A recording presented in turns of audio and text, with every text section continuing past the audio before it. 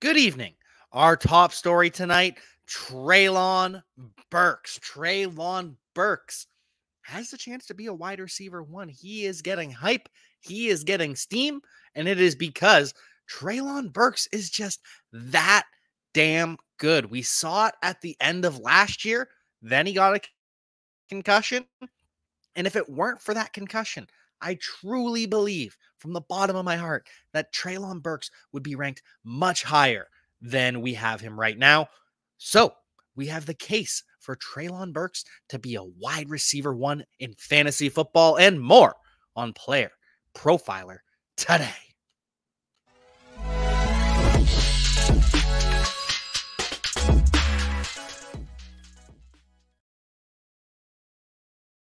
So like I said, Treylon Burks is damn talented. And it's been a roller coaster. If you haven't seen it, check out the Podfather's TikTok from last offseason. The roller coaster of Treylon Burks. He had the receiving profile that we love. He had the usage on special teams and in gadget touches that we love.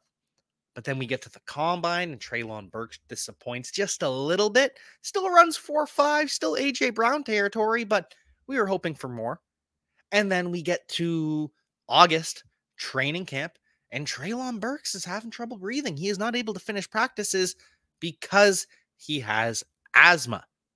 Now, asthma, it's manageable, but when you are a kid who has never dealt with your symptoms of asthma as badly as you were getting then, because he's out in Arkansas and he's practicing later in the year. He's not practicing during pollination season. Treylon Burks, he struggled. He admitted it. He wasn't in the proper shape through no fault of his own. He worked hard enough to be in shape, but just his body wasn't there. But that is the nice thing about being in the NFL is you are going to be taken care of. Your asthma is going to be dealt with. It is going to be managed. You are going to be able to figure it out, get it dialed in. And now Treylon Burks is feeling healthier, faster than ever. And that is so important to the Tennessee Titans because really, Treylon Burks is the only wide receiver for the Tennessee Titans, or at least the only wide receiver of note. So it's a good thing that Treylon Burks is getting hype right now alongside Ryan Tannehill. He appears to be the favorite target of Ryan Tannehill, as you will see in just a moment when I share. Oh, I got to share this. There we go. So we got to see this clip. Nope, that wasn't it. My goodness. StreamYard. StreamYard keeps changing, and it is a problem, and I don't like it. I don't know why, but anyways, I digress. Ryan Tannehill throwing a deep ball to Treylon Burks, catches it over a defender, absolutely mosses the kid, and sellies to the end zone. Treylon Burks is a body. He is a thick wide receiver. He is a big wide receiver. Treylon Burks has an alpha profile. And really, when we look back, it is not overly surprising that Treylon Burks had to take some time to adjust. He went from playing in college in the slot, in the backfield, all over the place, creating mismatches, to just an outside X receiver. And that is two very different skill sets. Treylon Burks going from outside or going from inside in the slot, running drags, running crossers, running double moves, going in the backfield matched up on linebackers is very different from being on the line of scrimmage facing alpha corners in the NFL. So it's not overly surprising. It took time for him to adjust, and we'll get to what happened when he did adjust right after this word from the Podfather. You know, people always ask me, hey, what is the World Series of fantasy or the Super Bowl of fantasy football? And it's easy. It's the FFPC, the Fantasy Football Players Championship. It's a $6 million prize pool. And they've had their Never Too Early Best Ball leagues cranking since February. And so the FFPC is the answer to so many questions. Hey, where's the best place to get a Dynasty orphan? Well, you can adopt a Dynasty orphan at the FFPC. That's why we partner with them. If you want to play fantasy football for low, medium, high stakes, seasonal, best ball, dynasty, go to the FFPC. And don't forget, promo code Underworld to get you $25 off your first team. $25 off your first team, no matter what team it is, no matter what format it is, at the FFPC. Go do it. And speaking of the FFPC, we at Player Profiler are actually doing an FFPC draft against each other right now. I had the 110 because Theo picked after me and then Seth at the turn. So yes, I was the 110. It's a super flex league, but all the top end quarterbacks were gone. I take Justin Jefferson, which is counter to what Player Profiler preaches and probably counter to what I would do in just pure rankings. I would take Jamar Chase over Justin Jefferson, but I thought I might be able to get Kirk Cousins and the stack on the way back, and I did. So it paid off. Otherwise, if I had missed Kirk Cousins, I would have been kicking myself because I preferred Justin Jefferson in a vacuum. But obviously, Joe Burrow off the board. But anyways, that's not what you're here to listen to, but we will be talking a lot about this FFPC team that we are all competing against each other in. But for now, we got to get back to Treylon Burks. And after Treylon finally figured it out, after he finally put everything together, it happened against the Green Bay Packers when he drew 8 targets, caught 7 of those 8 targets, 111 yards. That's 18.1 PPR points. Finished as the wide receiver 12. That is a wide receiver 1. Remember, there are 12 wide receiver 1s per week. And he did it without scoring a touchdown. When you can be a wide receiver 1 without scoring a touchdown, that takes skill. That doesn't happen a whole lot unless you are an alpha. And then the next week, Treylon Burks commands 6 targets, catches 4 of them for 70 yards, also recovers a fumble in the end zone. That's 17 PPR points. Wide receiver 18. That's wide receiver 2. Pretty good. Didn't catch the touchdown pass, but still scored. And then comes what would have been the breakout game for Treylon Burks against the Philadelphia Eagles. On his first target, he catches a 25-yard strike, takes a shot to the head, concussion, out for the game.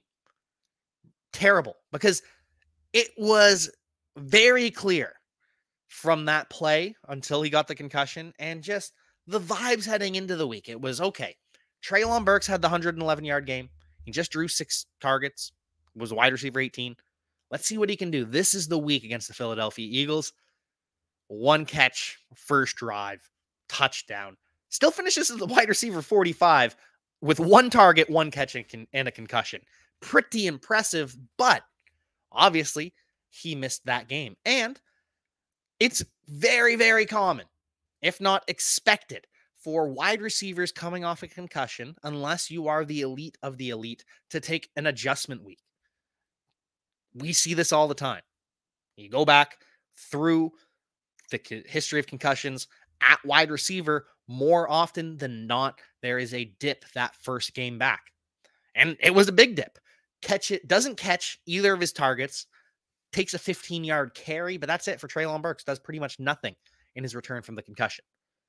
But then, another week later, healed from the concussion, goes for 66 yards on 4 grabs, another 8 targets, 12.6 PPR points. That's wide receiver 22. Finished as a wide receiver 2 once again.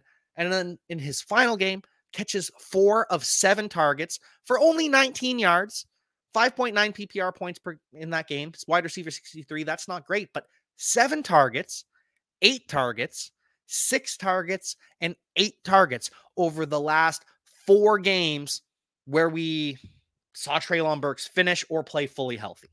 So his last 4 real games, 8 targets, 6 targets, 8 targets, 7 targets. That is 7.25 targets per game. He went for 19 yards in his final game, but before that, 66 yards, 70 yards, and 111 yards. That averages out to 66.5 yards per game for Treylon Burks over his final 4 games that he played the whole game and played healthy. That 66.5 yards per game. That puts him right in between Chris Godwin and Christian Kirk, and actually ahead of Garrett Wilson. 2 spots ahead of Garrett Wilson. Now, obviously, Garrett Wilson's more impressive because he did it for the whole season, but I think those 4 games with Treylon Burks, and again, it is a small sample size. Fantasy football is a small sample size game. But in that 4-game sample size, I believe we saw the real Treylon Burks. He is a 6+ target a game guy. He's an 8+ target a game guy. Akine as the wide receiver 2 through 4. Treylon Burks is going to have a hell of a lot of opportunity. And even if he just has that end of season stretch, 66.5 yards, 7.25 targets per game, between Christian Kirk and Chris Godwin, Godwin was the wide receiver 15. Christian Kirk was the wide receiver 18. Garrett Wilson, the wide receiver 30 on the season. So, what do we make of that? This tells me that Treylon Burks is going to see the volume to get him to wide receiver 2 status. And at that point, it's just going to depend on the touchdowns. If Treylon Burks ends up catching double-digit touchdowns, based on the volume, based on the 7.25 targets per game, based on the 66.5 receiving yards per game, if Chris Godwin's wide receiver 15 with, again, Tom Brady threw a lot last year, don't get me wrong, but if that can happen, Treylon Burks, given the target competition around him, he's going to have a massive target rate, massive target share. We've seen what he can do over those final 4 games. Treylon Burks is going to surprise a lot of people. I think Treylon Burks' floor might be a wide receiver too. I think based on the volume, that's where he is. And he's going as a wide receiver 3-4 right now. Treylon Burks is going to be one of the most pleasant surprises of the 2023 fantasy season. But we will get into more of the news after this word from the Podfather. Now, as we at Player Profiler have become a full-blown machine learning company, the crowning achievement has to be the injury finder. We're now taking BMI data and injury history data and assigning a probability that a player is injured on any given touch. And not only can you see a player's fragility rating, their injury risk, we also have analysis from professional physical therapists breaking down all the major players that underwent surgery last year and what their rehabilitation looks like heading into 2023. There's a tool to compare players. There's a database where you can say, show me all the foot injuries, show me all the severe injuries, show me all the injuries requiring surgery. It provides you the key market intelligence to know what is the difference in probability that player X versus player Y will miss games this year. It's great for fantasy football, and it also just satisfies your curiosity as a fan. Go to the App Store, go to Google Play, download it. It's $5 every year just to reload the latest injury predictions and fragility ratings. The 2023 data is live now. Open your phone and get smarter. The amount of products and the amount of information at Player Profiler's disposal is incredible. And it's only going to keep going up from here. It's only going to get better and better. Be on the lookout. Player Profiler is the place to be. It is a truly, truly special place. And speaking of special places, DeAndre Hopkins is trying to find his special place. He is trying to find out where he belongs. And it sounds as though DeAndre Hopkins is going to take the full tour around the world, visiting with whatever teams want to chat with them. It was put out. Remember, there were those 5 quarterbacks that we heard DeAndre Hopkins had his top 5 quarterbacks. Jalen Hurts was there, Lamar Jackson was there, Patrick Mahomes, Josh Allen, and Justin Herbert. But this is not to say those are the only 5 quarterbacks that DeAndre Hopkins would play with. He's willing to play with Deshaun Watson. Deshaun Watson wants to play with DeAndre Hopkins, but we're starting to hear maybe the Browns aren't as interested in Hopkins as the internet and Deshaun Watson is. Either way, Browns are the betting favorites at plus 200 right now to land DeAndre Hopkins. Chiefs at plus 750. Ravens, Bills, Patriots all tied at plus 850. And the Lions just behind at plus 900. But it could be any of these teams, and it could be another team. It could be a surprise team. That is the tour DeAndre Hopkins is about to go on. He's already visited with the Texans. He's going to do his due diligence. He's going to visit a lot of teams that aren't necessarily considered Super Bowl contenders. It sounds as though DeAndre Hopkins would be willing to sign a long-term deal if that's how it works out. DeAndre Hopkins is keeping an open mind. He's going to visit with whatever team wants him. He's going to go and see what they have to offer, the plan to build around him and get a Super Bowl. And that's just great business. The fact that DeAndre Hopkins is shopping around, not ruling anybody out, not ruling anything out, going for the best combination of the money and the fit and the Super Bowl contention and the long-term build. Respect to DeAndre Hopkins. Finally, we have some of our best bets currently around the NFL. Went on FanDuel Sportsbook earlier today, looking at some of the, starting with the Hopkins odds, wanted to see who's the favorite. It is the Browns. But some other bets that I liked, Kirk Cousins to lead the NFL in passing yards. Only plus 1,000. I wish there was a little bit more juice on that, but Kirk's been kind of steamed up. He's top 8, I believe, in odds. I prefer Jared Goff to lead the NFL in passing yards at plus 1,800. What is the difference between Kirk and Goff? Really? Justin Jefferson's better than Amon-Ra St. Brown, but the Lions have more established weapons, maybe. And I don't know. Better odds for Jared Goff to lead the NFL in passing. And then Deshaun Watson, plus 3,000. Don't hate that. The Browns, they're looking to spread it out more. Elijah Moore is getting featured. Deshaun Watson's going to pass more. They're going to try and revitalize his career. So I really don't hate those odds. And then you look at the individual passing numbers and the rookies. Bryce Young, under 3,300 yards. I will absolutely be taking the under. CJ Stroud, 3,200. That's right on the line. I'd probably avoid that. But 3,300 for Bryce Young seems like a lot, considering we don't even know that he's going to be starting. On the other hand, though, Anthony Richardson, we expect him to start week 1. The fact that his passing number is at 2,650 passing yards, take the over on that, Anthony Richardson. I don't know if he'll top 3,000, but 2,600 for a 17-game starter, absolutely, for Anthony Richardson. And finally, I'll take Desmond Ridder. Desmond Ridder, over 2,500 passing yards. That is saying that we expect either Desmond Ridder to play fewer games than Anthony Richardson or to pass less or be more efficient, whatever it is. I'm taking Desmond Ridder over 2,525 passing yards. Desmond Ridder, I believe, will start all 17 games for the Falcons. I don't see him being benched for Taylor Heineke.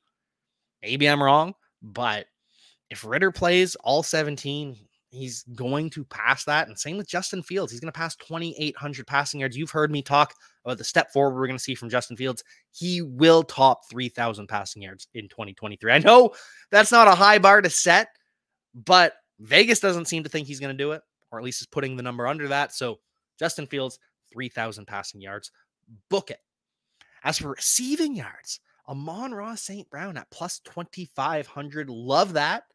Love Christian Watson at plus 4,500. I didn't see odds for Treylon Burks. Maybe I should have looked harder or put in a special request, but either way, should have looked into that. Christian Watson, though, at plus 4,500. Very similar scenario to Treylon Burks. He's the alpha there. Young receiver, explosive receiver. We saw what he can do. Plus 4,500. That is some long shot. And then Christian Kirk, plus 6,000. But my biggest takeaway when looking at all of these bets to place, I find it interesting that Kirk Cousins is plus 1,000 to lead the league in passing, but plus 5,000 to be MVP. How does Kirk Cousins lead the league in passing without winning MVP, given the state of the roster he has? Maybe it happens because the Vikings don't make the playoffs or win or anything, but if Kirk Cousins is dragging the Vikings to leading the NFL in passing yards, and he's behind Russell Wilson for MVP odds, and it's interesting. Kirk has better odds to lead the league in passing than Jared Goff, but his odds are worse to win the MVP, plus 2,500 for Jared Goff, plus 5,000 for Kirk Cousins. So Vegas, going all sorts of places, but We'll see how it all shakes out. These are just some of my favorite bets that I have noticed just today. But my very favorite bet of all, circle back to the FFPC draft. I love Jamar Chase. Everyone at Player Profiler loves Jamar Chase. Even former Player Profilers like Josh Larkey from the 33rd team thinks that Jamar Chase is going for over 2,000 yards this season. And if Jamar Chase goes for over 2,000 yards this season, he very, very well could be the MVP. I know it's going to be very impossible. Not impossible, but very, very unlikely that a wide receiver wins the MVP. It's going to be very, very unlikely that Jamar Chase can beat out Joe Burrow for MVP. But if Jamar Chase goes for over 2,000 yards, 15,000 plus 15,000 for Jamar Chase for MVP, that might not happen, but I think that is my favorite bet that I have seen right now. Hey, you like that video? Be sure to subscribe and activate those alerts so you get notified as soon as new videos drop. And be sure to check out PlayerProfiler.com. We have all the tools for you to dominate every type of fantasy league. We have a draft kit, Dynasty Deluxe, data analysis, DFS Dominator, and don't forget the player rankings to rule them all.